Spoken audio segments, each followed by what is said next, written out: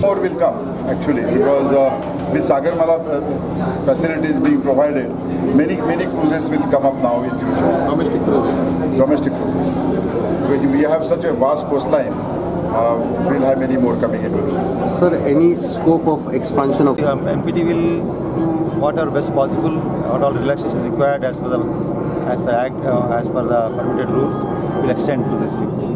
Because in the future, as per what you call Government of India also telling the port like Mumbai, Goa, Cochin should give more emphasis for the cruise. We'll try to do that. It's a great moment for the Goa port. We are waiting for a long time now.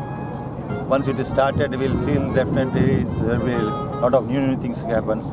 We also got information that by December another 2-3 lines will start. Otherwise Indian people are going to foreign for a cruise.